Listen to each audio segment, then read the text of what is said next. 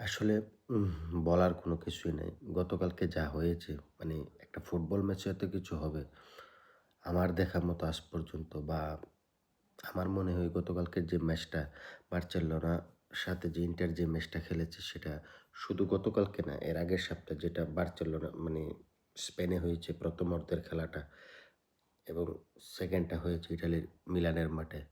মানে আসলে এসব খেলা আমি কো মানে একটা পর্যায়ে এমন হয়েছে যে খেলা কখন শেষ হবে? মানে এই খেলা আর দেখতে চাচ্ছিলাম না। মানে এত ইমোশন বা এত কষ্ট বা মানে আর পারতাছিলাম না, আর নিতেছিলাম না।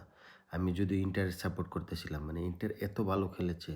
মানে স্পেনেও গিয়ে ভালো খেলেছে, নিজের মাঠেও ভালো খেলেছে এবং ৭৫,০০০ দর্শকের মাঝে ইন্টার যখন গোল করেছে, ১ম খেলায় যেমন ২-০ তে গিয়ে ইন্টার আবার ২-২ করে আবার হারতেছিল, এই ম্যাচ ড্র করেছে।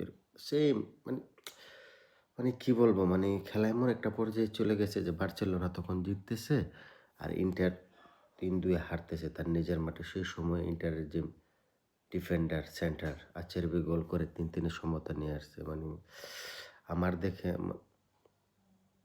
আমার চোখে দেখা এটা মনে হয় যে চ্যাম্পিয়ন্স লিগের সেরা ম্যাচ। এর চেয়ে ভালো ম্যাচ আমি কখনো দেখি নাই।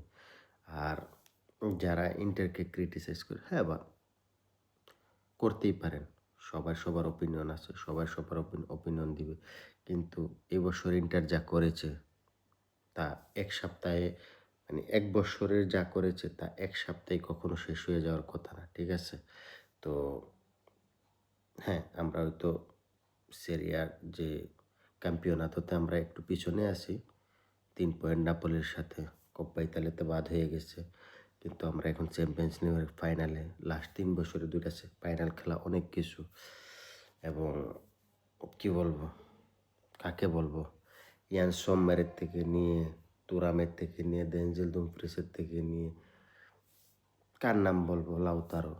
সে ৬ দিন আগে ব্যথা পেয়েছে, ৫ দিন পরে খেলতে নেমেছে। মানে কিভাবে যে খেলেছে তা বলার বাইরে। মানে এখন আজকে অপেক্ষায় ছিলাম যে ফাইনালে তো আর পছন্দের কোনো কিছু নাই যে প্যারিস সেন্ট জার্মেন যেমন আর্সেনাল। হ্যাঁ, যে ভালো খেলে আসে তাই। তো ভালো লেগেছে প্যারিস সেন্ট জার্মেন ভালো খেলেছে, আর্সেনালও ভালো খেলেছে। আর্সেনালের জন্য ব্যাড লাক। নিজের মাঠেও অনেক গোল মিস করেছে। তো যাক সব মিলে এখন আশা করি সুন্দর একটা ফাইনাল হবে এবং যে ফাইনাল যদিও ৩ বছর আগে ইন্টার হেরেছে ম্যানচেস্টার সিটির কাছে ১-০ তে। তো এখন দেখা যাক ভালো কিছু হোক আর ইন্টারের পাশে থাকেন, ভালো ফুটবল দেখেন। আল্লাহ হাফেজ।